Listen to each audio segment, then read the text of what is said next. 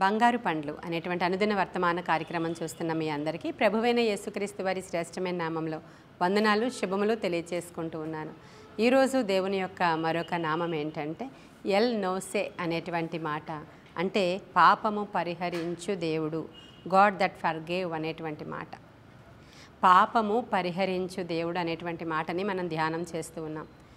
మరి దేవుని యొక్క వాక్యాన్ని ధ్యానం చేస్తున్నప్పుడు అనేకమైన చోట్ల దేవుడు పాపము పరిహరించువాడని, పాపము తీసివేసేవాడని, ఆయన రక్తములో ఆయన పరిశుద్ధపరచువాడని మనం చదువుతూ ఉన్నప్పుడు అనునిత్యము కూడా మనకది చాలా సంతోషం అనిపిస్తూ ఉంటుంది. ఎందుకంటే భూమి మీద పుట్టినటువంటి మానవుడు తప్పకుండా ఏదో విషయంలో పడిపోతూ పాపము చేస్తూ మరలా పైకి లేస్తూనే ఉంటాడు. ఆయన ఎన్నిసార్లు పడిపోయినా తిరిగి లేవనెత్తుతూ ఉన్నట్లుగా మనకు కనిపిస్తూ ఉంటుంది బైబిల్ గ్రంథంలో చూస్తున్నప్పుడు మనం. అంటే మన దేవుడు పాపములను పరిహరించేవాడు నిజమే, కానీ అలా అని ఇంక అస్తమాను మనం పాపములు చేస్తూనే ఉండడం, ఆయన పరిహరిస్తూనే ఉండడం అనేది పద్ధతి కాదు. ఒకసారి దేవుని దగ్గరికి వచ్చినప్పుడు, మారు మనస్సు పొందుకున్నప్పుడు, దేవుని తట్టు తిరిగినప్పుడు, దేవుని యొక్క రక్తము ద్వారా ఆయన మనల్ని కడిగి శుద్ధీకరించినప్పుడు మనము పరిశుద్ధులుగా జీవించాలని ప్రభు కోరుకుంటూ ఉన్నారు. ఎందుకంటే పాపము అనేది చాలా భయంకరమైనది. పాపము వలన కలిగేటువంటి శిక్ష, లేదంటే పాపము వలన కలిగేటువంటి జీతం ఏంటంటే మరణము అని రాయబడి ఉంది. కాబట్టి మనము పాపులముగా ఉండకుండా పాపము నుంచి విడిపించబడాలంటే ఏం చేయాలి? అసలు పాపం అంటే ఏంటి? ధర్మశాస్త్రానికి విరోధంగా మనం ఏం చేసినా అది పాపముగా ఎంచబడుతుంది. ఆజ్ఞ అతిక్రమమే పాపము అని బైబిల్ సెలవిస్తుంది. దేవుని యొక్క మాటలు, ఆజ్ఞలను అతిక్రమించడమే పాపం. కొన్ని సందర్భాలలో కొన్ని దేవుడు చెప్పినటువంటివి చేయకుండా ఉండడం అనేవి కూడా పాపముగా ఎంచబడుతూ ఉంటాయి. చిన్నవి పెద్దవి పాపములో, అంటే పెద్ద పాపాలు ఉన్నాయి, చిన్న పాపాలు ఉన్నాయి. ఏదైనా పాపమే. దేవుని మాట వినకపోవడం, ఆజ్ఞ అతిక్రమించడం అనేది పాపం. ఇంకా అలా కాకుండా శరీర పాపాలు, భయంకరమైనటువంటి దేవునికి విరోధమైనటువంటి పాపాలు, నరహత్య లాంటివి, వ్యభిచారము లాంటివి, ఇంకా భయంకరమైనవి, ఇటువంటివన్నీ కూడా పెద్ద పెద్ద పాపాల లిస్టులోనికి వస్తాయి. ఏదైనా పెద్దదైనా చిన్నదైనా పాపమే. అయితే ఈరోజు ఆయన ఎల్ నోసే అనేటువంటి మాటతో ఈరోజు మనల్ని దర్శిస్తున్నారు. ఆయన ఎల్ నోసే అంటే పాపము పరిహరించు దేవుడు అనేటువంటి మాట. మరి దేవుడు ఎలా మన పాపాలను పరిహరిస్తాడు? అందరూ కూడా అనుకుంటారు మేము పాపం చేయకూడదు, పాపం నుంచి విడిపించబడాలి, మేము పరిశుద్ధంగా ఉండాలని అందరూ అనుకుంటారండి. పాపం చేస్తున్న వాళ్ళు కూడా అనుకుంటారు అలా. కానీ అనేక సందర్భాల్లో వాళ్ళు ఉండలేకపోతూ ఉంటారు, మరలా చేసిన పాపంలోనే తిరిగి పడిపోతూ ఉంటారు. దేవుడు పాపమును పరిహరించి మరలా పాపము చేయకుండా ఉండడానికి అవసరమైన కృప, శక్తి ఇచ్చేవాడు ఆయన. ఆయన పరిశుద్ధాత్మను మన దగ్గరికి పంపించినప్పుడు పరిశుద్ధాత్ముడు మన పాపములను గురించి ఒప్పింపచేసి మరలా మనం పాపం చేయకుండా మనకి సహాయం చేస్తాడు ఆయన. కాకపోతే మనం ఆయన ఆశ్రయించాలి. మనం కూడా దేవుని సన్నిధిలో కూర్చొని దావీదులాగా ప్రార్థన చేసుకోవాలి. చూడండి, ఈ కీర్తనల గ్రంథము 99వ కీర్తన 8వ వచనంలో ఒక మాట నేను చదువుతున్నాను. యెహోవా మా దేవా, నీవు వారికి ఉత్తరం ఇచ్చితివి, వారి క్రియలను బట్టి ప్రతీకారము చేయుచునే వారి విషయంలో నీవు పాపము పరిహరించువాడవైతివి అనే మాట రాయబడి ఉంది. ఇంకా 51వ కీర్తనలో దావీదు కీర్తనాకారుడు చాలా పశ్చాత్తాపముతో పాపము పరిహరించమని దేవునికి ప్రార్థన చేసినటువంటి విన్నపం ఉంటుంది మీకు అక్కడ. దేవుడు క్షమించిన తరువాత అతను వేడుకుంటూ ఉంటాడు దేవుణ్ణి. అంటే పాపము పరిహరించబడ్డం కోసం మాట్లాడుతున్నాను నేను. దావీదు అనేటువంటి భక్తుడు తను తెలిసి ఒక పాపంలో పడిపోయాడు ఒకానొక దినాన. అతను రాజు, అంతకు మించి దేవునికి ఎంతో హృదయానుసారుడు, అంతకు మించి ఒక మంచి కీర్తనాకారుడు, దేవుని మీద ఆధారపడినవాడు. దేవుడు అంటే చాలా ఇష్టం దావీదుకి. అటువంటి దావీదు రాజుగా అయిన తరువాత ఒకానొక దినాన వ్యభిచార సంబంధమైన పాపంలో పడిపోయి వేరే వ్యక్తి యొక్క భార్యను తన భార్యగా చేసుకున్నాడు. అది చాలా పెద్ద విషయం అయింది. దేవునికి చాలా కోపం వచ్చింది. ప్రవక్త ద్వారా హెచ్చరించాడు. వెంటనే అతడు ఉపవాసం ఉండి దేవుని సన్నిధిలోనికి వెళ్ళి కనిపెట్టి ప్రార్థించి ఆ పాపాన్ని పరిహరించుకుంటాడు. ఆయన దేవుని దగ్గర పరిహారం పొందుకుంటాడు. ఇదివరకు దినాలలో పాప పరిహారం అనగానే కోడల యొక్కయు ఎడ్ల యొక్కయు జంతు బలులను అర్పిస్తూ పాప పరిహారార్థ బలులు అర్పిస్తూ ఉండేవారు పాత నిబంధన కాలంలో. ఇప్పటికీ కూడా అన్యులలో ఈ ఆచారం మనం చూస్తాం.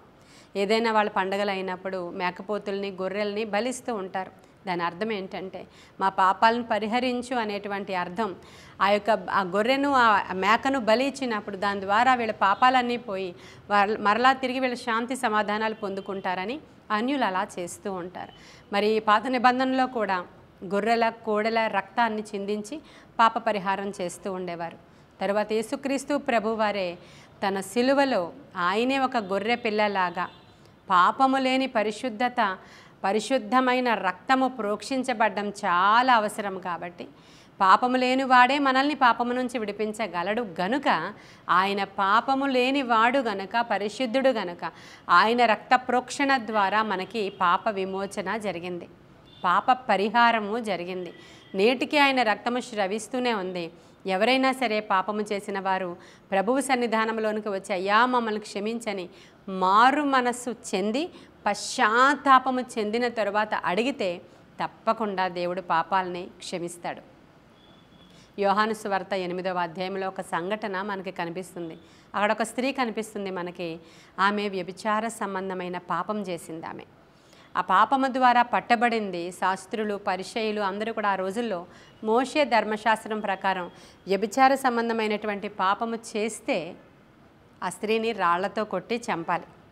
ఈ స్త్రీని రాళ్లతో కొట్టి చంపమని అక్కడ వాళ్ళందరూ కూడా ఆ పని చేయడానికి సిద్ధపడుతున్నప్పుడు యేసుక్రీస్తు ప్రభువారిని గురించి వాళ్ళందరూ ఏమనుకుంటున్నారంటే ఈయన అడుగుదాం, ఈయన ఏమని చెప్తారో చూద్దాం. ఒకవేళ అలా చేయకూడదు అని చెప్తే మోషే ధర్మశాస్త్రాన్ని వ్యతిరేకించాడని చెప్పి తన మీద నింద మోపొచ్చు. చేయొచ్చు అని చెప్తే ఏం చేయమంటాడో ఒకసారి చూద్దామని ఆయన పరీక్షించడానికి వాళ్ళందరూ ప్రభువు దగ్గరికి ఆ స్త్రీని తీసుకొచ్చినప్పుడు ప్రభు అన్నారు, ఫస్ట్ ఏమన్నారంటే మీలో ఎవరు ఏ పాపము చేయకుండా ఉన్నారో వారిలో మొదటి రాయి వేసి ఆమెను కొట్టండి అన్నారు ఆయన. అక్కడున్న వాళ్ళు అందరూ కూడా నెమ్మదిగా అక్కడ నుంచి వెళ్ళిపోయారు. ఎందుకంటే ఈయనకు అన్నీ తెలుసు, ఈయన మెస్సయ్య, ఈయన చాలా దేవుని యొక్క జ్ఞానము కలిగిన వాడని నమ్ముతున్నారు. వాళ్ళు మెస్సయ్యగా అంగీకరించట్లేదు, కానీ దేవుని యొక్క పవర్ ఈయనలో పనిచేస్తుంది అనేది వాళ్ళకి తెలుసు. కాబట్టి వాళ్ళు అక్కడ నుంచి అందరూ వెళ్ళిపోయారు. వెళ్ళిపోయిన తర్వాత ఆ స్త్రీతో ప్రభువు మాట్లాడుతున్నారు, అమ్మ ఇంకా నువ్వు ఇలాంటి పాపాలు ఏమీ చేయకు, నేను కూడా నిన్ను క్షమిస్తున్నాను, తిరిగి ఎప్పుడు ఇటువంటి పాపాలు మరి ఎప్పుడు కూడా నువ్వు చెయ్యొద్దు, వెళ్ళిపో అని చెప్తున్నారు ఆయన. ఈ సంఘటనలో ఏం తెలుస్తుంది? పాపము చేసిన వాళ్ళు పాపము చేసిన తరువాత క్షమించబడతారు, కానీ తిరిగి మరెప్పుడు కూడా పాపం చేయకూడదు. అది అర్థం చేసుకోవాలి మనం. పాపములు క్షమిస్తాడు దేవుడు, కానీ తిరిగి మరలా పాపము చేయకుండా ఉండులాగున పరిశుద్ధాత్మ సహాయం అడగాలి, దేవుని దగ్గర పశ్చాత్తాపముతో వేడుకోవాలి. అనునిత్యము కూడా దేవుని యొక్క ధర్మశాస్త్రాన్ని నువ్వు ధ్యానం చేస్తూ ఉన్నప్పుడు వాక్యము నిన్ను హెచ్చరిస్తూ ఉంటుంది, వాక్యము నిన్ను గద్దిస్తూ ఉంటుంది. ఇదిగో దేవుని యొక్క సేవకుల ద్వారా మరి మాటలు నిన్ను హెచ్చరిక చేస్తూ ఉన్నప్పుడు లోబడాలి. లోబడకపోతే నిత్య నాశనములోనికి వెళ్ళిపోతాం. కాబట్టి ప్రియమైన దేవుని బిడ్డలారా, ఈరోజు యెహోవా నోసేగా ఆయన ఎల్ నోసే అంటారు. ఆయన పాపము పరిహరించేటువంటి దేవుడు. మరి మీరు ఏమేమైతే మీ మనస్సాక్షి గద్దించి నువ్వు విధి చేసావని నీకు జ్ఞాపకం చేస్తుందో వాటన్నిటి నుంచి విడిపించబడడానికి మీరు ఇష్టపడుతున్నారా? ప్రతి దినము కూడా మనము పశ్చాత్తాపముతో ఒక ప్రార్థన చేసుకోవాలి. భక్త సింగ్ అనేటువంటి ఒక గొప్ప దైవజనుడు, హెబ్రోన్ సంఘ స్థాపకుడు అయినటువంటి భక్త సింగ్ గారు ప్రతిరోజు ఆయన ప్రార్థన చేసుకునేటప్పుడు రాత్రికాల సమయంలో ప్రభువా, ఈ దినం నాకు తెలుసో తెలియకో నోటి మాట ద్వారా కానీ కంటి చూపు ద్వారా కానీ ఇక నా నడక వల్ల నా పడక వల్ల నా ప్రవర్తన ద్వారా ఒకవేళ ఏమైనా నేను పాపము చేసి నిన్ను ఆయాస పెడితే అది నువ్వు క్షమించావని ఒక్కసారి నాకు కన్ఫర్మేషన్ ఇవ్వు ప్రభువా అని ప్రార్థన చేసుకునేవారట. అప్పుడు దేవుడు వాక్యము ద్వారా కానీ మెల్లనైన స్వరము ద్వారా కానీ హృదయంలో వచ్చిన సమాధానము ద్వారా కానీ ఆయనకు ఒక సూచన చూపించేవారంట. ఒకవేళ ఆ సూచన కానీ ఆ రాత్రి రాకపోతే ఇంకా ఆయన నిద్రపోయేవారు కాదట. ప్రియమైన దేవుని బిడ్డలారా, ఇక రాత్రి అంతా ఆయన ప్రార్థిస్తూనే ఉండేవారట, కన్నీటితో వేడుకుంటూ ఉండేవారట. తెలిసి తెలియక ఎక్కడ నాకు నా విషయంలో పాపమైందో నాకు తెలియదు, నీవు సమాధానం చెప్పు ప్రభువా, సమాధానం పంపించు, నన్ను క్షమించు అని అడుగుతూనే ఉండేవారంట ఆయన. మరలా ఉదయాన్నే లేచి మరలా ఆయన పరిచర్యకు వెళ్ళిపోయేవారంట. కనుకనే ఆయన ఎన్నో సంఘాలను స్థాపించాడు. ఆయన ఎంతోమందిని ఆత్మలను రక్షించాడు. ఆయన అసలు బైబిల్ గ్రంథము ప్రతి ఒక్కరూ పట్టుకుని మందిరాలకు వెళుతున్నారంటే ఆయనే ఆ బైబిల్ గ్రంథం యొక్క ఇంపార్టెన్స్ తెలియచెప్పిన దైవజనుడు. అప్పటి వరకు మందిరానికి వెళితే సేవకులు వాక్యాలు చెప్తే అలా వినేసి వచ్చేటువంటి అధికమైనటువంటి విధానం అలా ఉండేది. చాలా చాలా విషయాల్లో అలా ఉండేది కొన్ని సంవత్సరాల క్రితం. భక్త సింగ్ గారే ఆ బైబిల్స్ అందరూ కొనుక్కోవాలని, పట్టుకుని ఆ మందిరాలకి రావాలని, ఆ బైబిల్ ప్రింటింగ్ ఇంకా అనేకమైనవి జరగాలని ఆయన చాలా కార్యాలు ఆయన చేశారు. కాబట్టి మనం కూడా అనుదినము కూడా ప్రతి రాత్రి ప్రభువా నీకు ఆయాసకరమైనవన్నీ తీసే అని అడగాలి. మన వినికిడి ద్వారా, మన చూపు ద్వారా, మాట ద్వారా, క్రియల ద్వారా చిన్న చిన్నవి తప్పిపోతూ ఉంటామేమో అని. ఎందుకంటే మన దేవుడు పరిశుద్ధుడు గనుక మనల్ని పరిశుద్ధులుగా ఉండడానికి పిలుస్తూ ఉన్నారు. కాబట్టి ఈరోజు ఒక నిర్ణయం తీసుకోవాలి మీరు. నేను కూడా అనుదినం ఇలా పశ్చాత్తాపం కొరకు ప్రార్థన చేసుకుంటానని. అంత మాత్రమే కాదు, ఒక రోగము స్వస్థపరచబడాలంటే కూడా నీవు పశ్చాత్తాపంతో ప్రార్థన చేసుకోవాలి. ఒక పక్షవాత రోగిని దేవుడు బాగు చేసినప్పుడు అంటాడు, నీ కుమారుడా నీ పాపములు క్షమించబడి ఉన్నాయి అంటాడు ఆయన. పక్షవాత రోగిని బాగు చేసినప్పుడు అక్కడ ఉన్నవాళ్ళు అనుకుంటున్నారు, ఈయనెవరు అసలు పాపాలను క్షమించడానికి? పాపాలు చేశాడు వాడు, పాపం క్షమించడానికి ఈయనెవరు అని చెప్పి అనేక మంది అభ్యంతరపడ్డారు. యేసుక్రీస్తు ప్రభువారికి పాపములు పరిహరించే శక్తి ఉంది. ఈరోజు అదే యేసయ్య నీవు కుమిలిపోతుంటే, పాపము చేశాను, దోషము చేశాను అని నీవు కుమిలిపోతూ ఉన్నట్లయితే తప్పకుండా ఆయన క్షమిస్తాడు, నీ పాపాన్ని పరిహరిస్తాడు. దావీదు తన కీర్తనలో 51వ కీర్తనలో ఈ విధంగా ప్రార్థన చేసుకుంటున్నాడు, అయ్యా నా పాపము పరిహరించండి, నీ పరిశుద్ధాత్మను నా యొద్ద నుంచి తీసేయొద్దు ప్రభువా, నీ సన్నిధిలో నుంచి నన్ను త్రోసేయొద్దు ప్రభువా, నీవు పరిహరించాలి, హిస్సోపుతో నన్ను కడగాలి, హిమమెంత తెల్లగా నన్ను చెయ్యవా ప్రభువా అని ప్రార్థన చేశాడంట. అప్పుడు దేవుడు దావీదును కనికరించాడు, క్షమించాడు, ఆ పాపాలని కొట్టివేశాడు.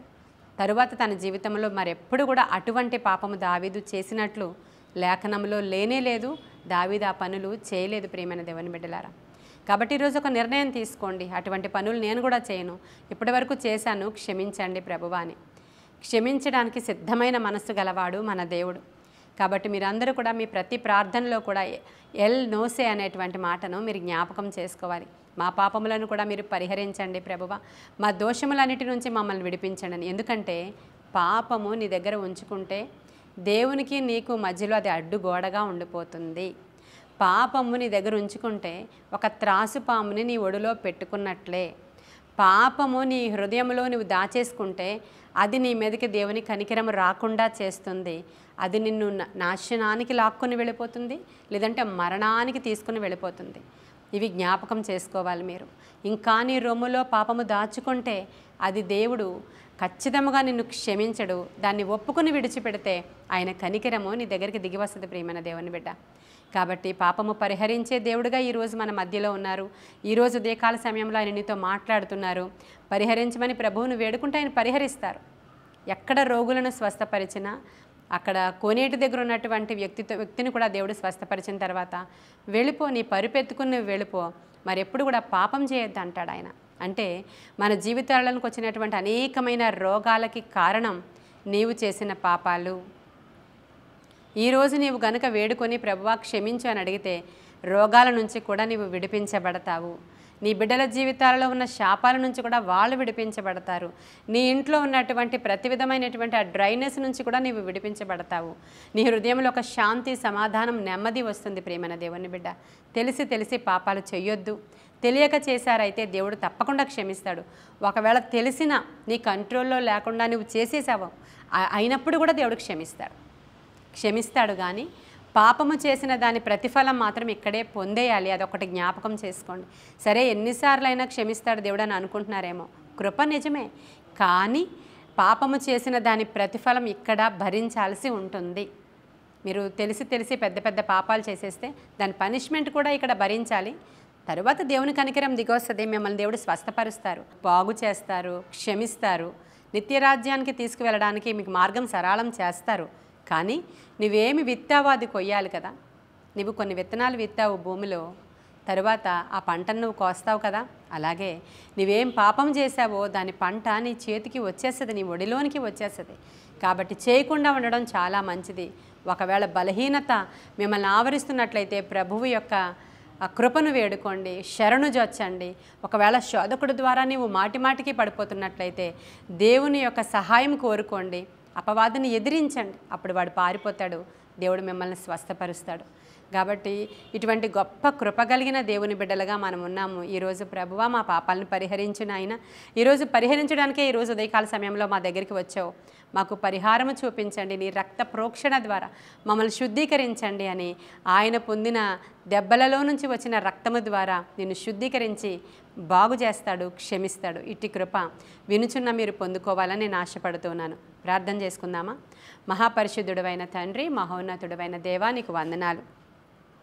సర్వశక్తిమంతుడా, నీకు వందనాలు. వినుచున్న బిడ్డలు ఎవరైతే పశ్చాత్తాపడుతున్నారో, పాపము నుంచి బయటికి రావాలనుకుంటున్నారో వారిని విడిపించండి అయ్యా. వారి యొక్క నాయన జీవితాలలో వెలుగు నింపండి అయ్యా.